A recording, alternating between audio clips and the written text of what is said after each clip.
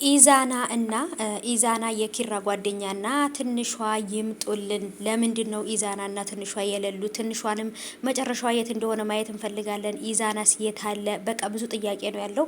እኔም ትናንት በሰራሁት ላይ ብዙዎቻችሁ አዎ አዎ እያላችሁ ነው፣ እኛም ጠርጥረናል እያላችሁ ነው። በኮሜንትም እያየው ነበረ፣ በእነሱም ላይ እያየው ነበር ማለት ነው። እና በተለይ ብዙዎቻችንንም ደግሞ አብዛኛዎቻችንም ይሄን ነገር አልተረዳነውም፣ ግን እኔ በደንብ አድርጌ አይቼዋለሁኝ። ጨበርዬን ያገታት ጆከር ነው። ምክንያቱም ሰኒ ደውላ ነግራው ስለነበር ብያችሁ ነበር። አዎ እያላችሁ ነው፣ ብዙዎቻችሁም ተረድታችሁታል ይሄን ነገር። እሱ እንዳገታት በዚያው ቪዲዮ ላይ አይቻለሁ። ጽናትም ደግሞ ትንሽ በረድ ብለሽ ነበር ደግሞ ጣይ ጽናት ታይ እያላችሁ ነው። ጽናት በነገራችን ላይ ትክክለኛ እርጉዝ እንደሆነች አውቄያለሁ። ይሄ ቅናት ብቻ አይደለም፣ ኪራም ያለው ነገር ትክክል ነው። ይቺ ልጅ ካልተመረመረች ከባድ ችግር ውስጥ እየገባች ነው። ሰላም ውዶቼ፣ ሰላማችሁ ይብዛልኝ ባላችሁበት። ውድ ቤተሰቦቼ እንዴት ናችሁ? ሊንክ አደጋ ሁሉ ሰላም ነው። ሰላማችሁ ይብዛልኝ ባላችሁበት። ሀባይቦቼ ለዚህ ቻናል አዲስ ከሆናችሁ እንደተለመደው ሰብስክራይብ ማድረግ፣ ላይክ ማድረግ፣ ኮሜንት ማስቀመጥ አትርሱ ማለት ነው። ኮሜንት ላይ እንኳን መጻፍ ባትችሉ ሰብስክራይብ አድርጉ፣ ቪዲዮውን ላይክ አድርጉት ማለት ነው። ቪዲዮውን ላይክ ካደረጋችሁት እኔን እንደተባበራችሁኝ እቆጥረዋለሁ። ኮሜንት አያስፈልግም፣ ችግር የለውም።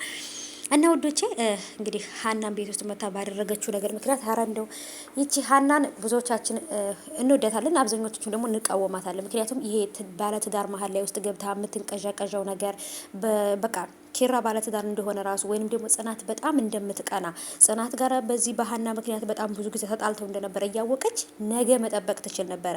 ዛሬ መታ እዚህ ለዛውን በዚህ በሌሊት በጨለማ መታ በር ቆርቁራ ፋይል ልሰጥህ ነው ወረቀት ልሰጥህ ነው የሚባል አማርኛ የለም። ምክንያቱም ባለትዳር ነው። በዛ ላይ ደግሞ ጽናት በጣም እንደምትቀና ጽናት ጋርም እንደሚጣሉ ታውቃለች በሷ ምክንያት እና መረጋጋት ነበረባት ብዬ አስባለሁ ማለት ነው። ግን ኦ ማይ ጋድ እውነት ለመናገር እያደረገችው ነገር ትንሽ ከባድ ነው። እንግዲህ ምን እንደሚፈጠር አላውቅም። እዛ ቤት አድራ ሂዳለች። አድራ ከቤት ከሄደች በኋላ እንግዲህ ወደ ቢሮም ኪራ ከሄደ በኋላ ሀናን አላየናትም ምን እንደተፈጠረ።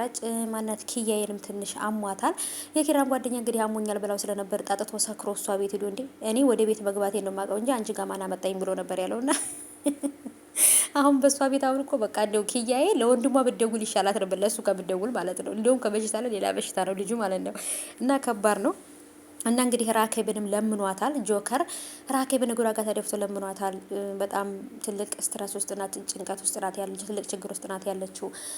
ያለውንም ነገር እንግዲህ ትረጅኛለች ብዬ አስባለሁ። ስለዚህ እኔ የምነግርህ ነገር ከተስማማህ ነው ምናምን ብለዋለች። እኔም ያልሽኝ ነገር ሁሉ እስማማለሁ ችግር የለውም ብሏታል።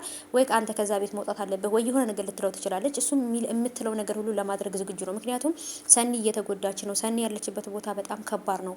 ትልቅ ስትረስ ውስጥ ናት። በቃ ማለት የትኛውን ውሳኔ መወሰን እንዳለባት ምን ማለት እንዳለባት ራሱ ግራ ተጋብታለች ብዬ ነው የማስበው። ና እውነት ለመናገር ጆከር ያደረገው ነገር በጣም ትክክል ነው። እህቷን ካገኘቻት እህቷ ከጎኗ ከሆነችላት ቢያንስ እንኳን ተስፋ ይኖራት። አልገባችሁ?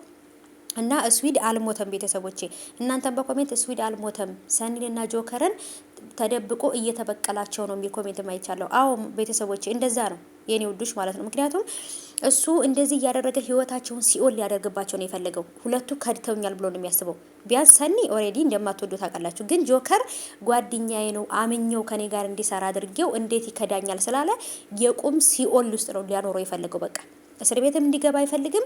የቁም ሲኦል ውስጥ በቃ እንደዚህ እያደረገ ፈተና እየፈተናቸውና ስቃያቸውን እያበዛባቸው ያለው ሊበቀላቸው ስለፈለገ ነው። ሲጀመርም በደንብ ተበቅሏቸዋል። ከዚህ በላይ በቀል የለም። በጣም ትልቅ በቀል ነው የተበቀላቸው ማለት ነው። የበቃ እንዴ ሲኦል ውስጥ እኮ ነው ያሉት አሁን ላይ ማለት ነው። በቃ ተሳቀው ማለት ነው እውነት ለመናገርና እና ከባድ ነው እንግዲህ። የናሆምን ፍቅረኛ መታለች። እርግጠኛ ነኝ ናሆም ነው የሚገላት ወይ ደግሞ ውሸታም እንደሆነች ከታወቀ የናሆምን አባት እንግዲህ በልጁ ላይ ባረገው ነገር ሊጸጸት ይችላል። ህይወትና የናሆምን ፍቅረኛ እንግዲህ ግብ ግብ ላይ ገጥመዋል። ማን እንደሚያሸንፍ እንግዲህ አብረን እናያለን። ከባድ ነው። ህይወት ራሱ በጣም ሰይጣን ነው በነገራችን ላይ ጎበዝ ናት በዚህ በኩል ይገርማል ግን